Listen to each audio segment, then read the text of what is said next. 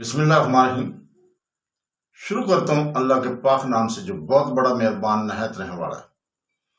دوستو، بہنوں، بھائیوں، بزرگوں، السلام علیکم ورحمۃ اللہ وبرکاتہ۔ ہمارے اسلامی تاریخ کی سیرت، حیرت انگیز اسلامی واقعات میں ہم آپ کو خوش آمدید کرتے ہیں۔ آج ہم نمرود کی دلچسپ کہانی پر گفتگو کریں گے۔ اس طاقتور بادشاہ جس نے زندگی اور موت پر اختیار کا دعویٰ کیا تھا، حضرت ابراہیم علیہ السلام کو للکارا، اور جس کا تکبر بالآخر اس کی تباہی کا باعث بنا۔ یہ کہانی فخر، طاقت اور اللہ کے متعلق حاکمیت کے بارے میں ایک اہم سبق سکھاتی ہے۔ اسلامی تاریخی روایات کے مطابق نمرود قدیم دنیا کی طاقتور ترین حکمرانوں میں سے ایک تھا۔ اس نے ایک وسیع سلطنت پر حکومت کی اور اس کے پاس بے پناہ دولت، اثر و رسوخ اور فوجی طاقت تھی۔ اس کا اختیار اتنا بڑا تھا کہ بہت سے لوگ اس سے ڈرتے تھے اور بغیر کسی سوال کے اس کے حکم کی تعمیل کرتے تھے۔ وقت کے ساتھ ساتھ اس طاقت نے اسے مغرور بنا دیا۔ اللہ تعالیٰ کی نعمتوں کا شکر ادا کرنا کی بجائے وہ اپنے آپ کو دوسرے انسانوں سے برتر سمجھنے لگا۔ جیسے جیسے اس کا غرور بڑھتا گیا، نمرود نے بالآخر خدائی اختیار کا دعویٰ کر لیا۔ اس نے مطالبہ کیا کہ لوگ اس کی عبادت کریں اور اسے اپنا رب تسلیم کریں۔ اکثر لوگ خوف کے بارے اس کی حکمرانی کے تابع ہو گئے، لیکن اللہ تعالیٰ نے ان میں سے ایک ایسا نبی مبعوث فرما دیا جو حق کے ساتھ باطل کو چیلنج کرے۔ وہ تھے پیغمبر اسلام کے حضرت ابراہیم علیہ السلام۔ حضرت ابراہیم علیہ السلام نے اپنی زندگی لوگوں کو صرف اللہ کی عبادت کی دعوت دیتے ہوئے گزاری۔ انہوں نے بت پرستی کو رد کر دیا اور سکھایا کہ صرف اللہ ہی کائنات کے خالق، پالنے والا اور رب ہی ہے۔ ابراہیم علیہ السلام نے اپنی قوم اور ان کے بادشاہ کی مخالفت کے باوجود ہمت کے ساتھ اس پیغام کی تبلیغ کی۔ قرآن پاک میں حضرت ابراہیم علیہ السلام اور اس بادشاہ کے درمیان، نمرود کے درمیان ہونے والی ایک مشہور بحث کا ذکر ہے۔ اللہ تعالیٰ سورہ بقرہ میں فرماتا ہے کہ حضرت ابراہیم علیہ السلام نے کہا، میرا رب وہی ہے جو زندہ کرتا ہے اور موت دیتا ہے۔ بادشاہ نے تکبر سے جواب دیا کہ میں زندگی بھی دیتا ہوں اور موت بھی۔ کلاسیکی مفسرین کے مطابق نمرود نے دو قیدیوں کو اپنے سامنے لا کر اپنے دعوے کو ثابت کرنے کی کوشش کی۔ ایک قیدی کو سزائے موت اور دوسرے کو معاف کر دیا گیا۔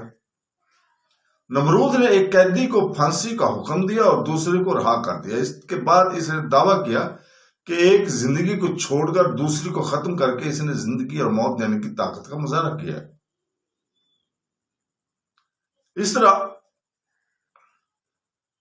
یہ دلیل فریب اور بے معنی تھی۔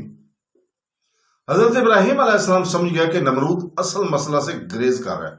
زندگی دینے اور موت دینے کا صحیح مفہوم صرف اللہ ہی کو ہاتھ میں ہے، جو انسان کو کسی چیز سے پیدا نہیں کرتا اور ان کی موت کا وقت مقرر کرتا ہے۔ نمرود کے دعوے کی کمزوری کو ظاہر کرنے کے لیے حضرت ابراہیم علیہ السلام نے ایک اور دلیل پیش کی کہ آپ نے فرمایا، اللہ تعالیٰ سورج کو مشرق سے نکالتا ہے اور لہذا اسے مغرب سے نکالو۔ اس چیلنج نے نمرود کو بالکل بے آواز کر دیا، بے بس کر دیا۔ وہ سورج کی حرکت کو تبدیل نہیں کر سکتا تھا اور نہ ہی کائنات کے کسی پہلو کو کنٹرول کر سکتا تھا۔ قرآن پاک کہتا ہے کہ کافر حیران تھا اور اس کے پاس کوئی جواب نہیں تھا۔ یوں حقیقت سب پر واضح ہو گئی۔ اس قوی ثبوت کو دیکھنے کے باوجود نمرود نے اللہ تعالیٰ کے سامنے عاجزی سے انکار کر دیا۔ اس کے غرور نے اسے سچائی کو قبول کرنے سے روک دیا۔ توبہ کرنے کی بجائے اس نے حضرت ابراہیم علیہ السلام کے خلاف اپنی بغاوت اور دشمنی کو جاری رکھا۔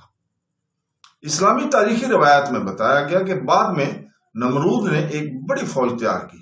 اپنی فوجی طاقت پر بھروسہ کرتے ہوئے اسے یقین تھا کہ زمین کی کوئی طاقت اسے شکست نہیں دے سکتی۔ اس نے سپاہیوں، ہتھیاروں، گھوڑوں اور وسائل کو جمع کیا، یہ تصور کرتے ہوئے کہ اس کی طاقت بے مثال ہے۔ حضرت ابراہیم علیہ السلام کا بھروسہ فوجوں یا ہتھیاروں پر نہیں بلکہ اللہ تعالیٰ پر تھا۔ انہوں نے سمجھ لیا کہ فتح صرف اللہ کی طرف سے ہے، اور یہ کہ دنیاوی طاقت آسمانوں اور زمین کے خالق کے سامنے معمولی ہے۔ بہت سے کلاسیکی اسلامی مورخین اور مفسرین کے مطابق اللہ تعالیٰ نے پھر ایک ایسی فوج بھیجی جو اس سے پہلے کی کسی فوج کے برعکس تھی۔ یہ جنگجوؤں، گھوڑوں یا ہتھیاروں پر مشتمل نہیں تھی، اس کے بجائے یہ بے شمار مچھروں اور چھوٹے چھوٹے کیڑوں پر مشتمل تھی۔ یہ مچھروں کی فوج تھی۔ ان چھوٹی مخلوقات نے نمرود کی افواج پر حملہ کیا۔ فوجی اپنا دفاع کرنے سے قاصر تھے، ان کے ہتھیار بیکار تھے، ان کی ڈھال نہ کوئی تحفظ دیا اور نہ ہی کوئی طاقت اور تعداد ان کی مدد کر سکی۔ وہ فوج ناقابل تسخیر دکھائی دے رہی تھی، اس وقت اتنی چھوٹی مخلوق چھا گئی تھی کہ وہ غیر معمولی معلوم ہوتی تھی۔ اس واقعہ نے طاقتور سبق کا مظاہرہ کیا۔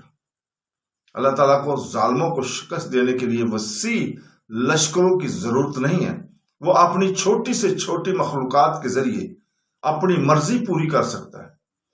جو چیز انسانوں کو کمزور معلوم ہوتی ہے وہ عذاب الہی کا ذریعہ بن سکتی ہے، جبکہ اللہ تعالیٰ اسے حکم دے گا۔ تاریخی روایات میں مزید بتایا گیا کہ ایک مچھر نمرود کی ناک میں داخل ہوا اور اس کے سر میں داخل ہوا، دماغ میں داخل ہو گیا۔ وہاں اسے شدت تکلیف پہنچی۔ ایک زمانے میں فخر کرنے والا بادشاہ جس نے وسیع علاقوں پر حکومت کی تھی، ایک چھوٹی سی مخلوق کے سامنے بے بس ہو گیا تھا اور بے بس نظر آتا تھا۔ دن رات وہ شدت اذیت میں مبتلا رہا۔ کچھ رپورٹوں میں بتایا گیا کہ وہ لوگوں کو اپنے سر پر مارنے کا حکم دیتا تھا، جوتے مارنے کا حکم دیتا تھا، کیونکہ درد اتنا شدید تھا کہ عارضی سکون صرف مسلسل ضربوں سے ہی ملتا تھا۔ وہ بادشاہ جو کبھی فوجوں اور قوموں کا حکم دیتا تھا، مچھر سے اپنا دفاع نہیں کر سکتا تھا۔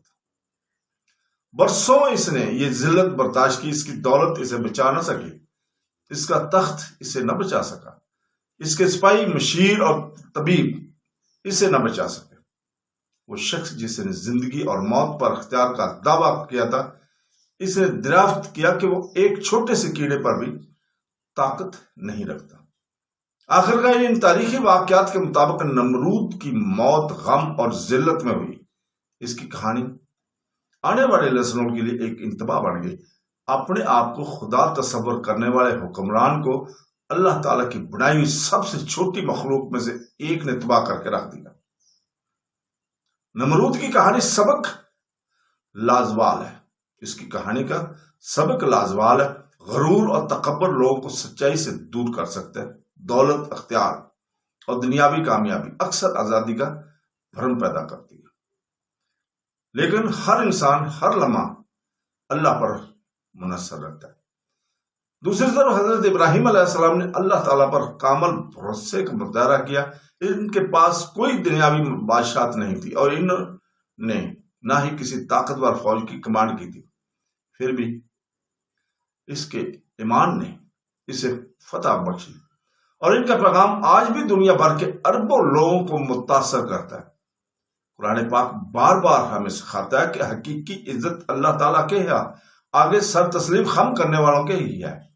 طاقت، دولت اور رتبہ عارضی چیزیں ہیں، لیکن ایمان اور راست بازی کی قدر دائمی ہے۔ نمرود کا قصہ ہمیں یاد دلاتا ہے کہ انسان کتنا ہی طاقتور کیوں نہ ہو جائے، وہ اللہ تعالیٰ کا ہی بندہ رہتا ہے۔